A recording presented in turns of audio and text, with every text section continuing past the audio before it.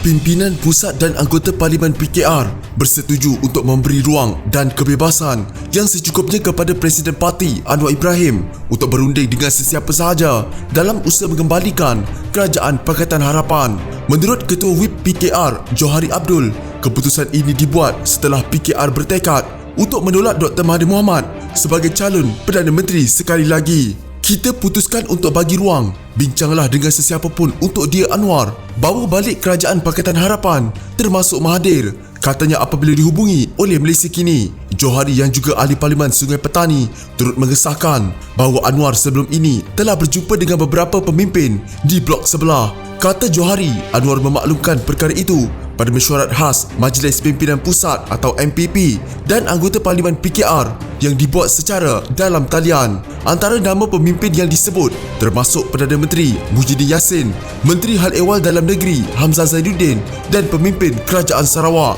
Bagaimanapun, kata Johari, Anwar tidak mengulas lanjut hasil perbincangan dalam mesyuarat. Dia jumpa Muhyiddin dan Hamzah, dia jumpa banyak orang, kecuali bekas Perdana Menteri Najib Razak saja dia tak jumpa. Kami masih bawa agenda reformasi.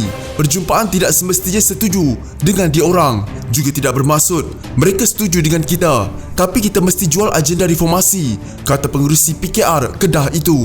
Selain itu, seorang ahli Parlimen PKR yang tidak ingin didedahkan namanya turut mengesahkan Anwar memang menyebut beliau pernah berjumpa dengan Muhyiddin dan Hamzah. Bagaimanapun, sumber PKR tersebut berkata hasil dan perincian perjumpaan itu tidak diketahui. Dia sebut nama-nama ini kerana dia tahu Mahathir ada jumpa dengan pemimpin blok yang lain juga, seperti bekas timbalan Presiden PKR Azmin Ali dan Presiden PAS Hadi Awang. Dia ada mengeluh sikit bahawa kenapa perbuatannya dipertikai oleh pihak lain, tetapi tiada pula orang yang pertikai Mahathir, kata sumber tersebut. Seorang lagi pemimpin PKR beranggapan bahawa perjumpaan dengan pemimpin yang berbeza adalah satu kebiasaan untuk melobi lebih banyak sokongan ahli parlimen yang lain.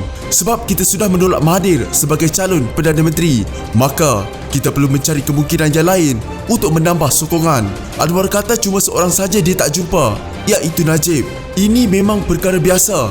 Cuma setahu kami, perjumpaan di Sarawak hari itu macam tidak berhasil, tambahnya. Sebelum ini, PKR dalam satu kenyataan menyatakan pendirian mereka menolak Mahathir sebagai calon Perdana Menteri PH+.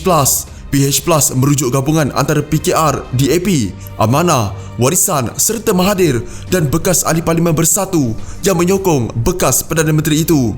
Menurut kenyataan yang dikeluarkan PKR, pemimpin pusat dan anggota Parlimen PKR menolak Mahathir sebagai calon Perdana Menteri sekali lagi dan kekal dengan pendirian agar presiden mereka menjadi calon Perdana Menteri. Bagaimanapun, parti itu terbuka untuk berbincang dengan semua pihak termasuk Mahathir demi usaha menyelamatkan Malaysia dan mengembalikan mandat rakyat ke tempatnya.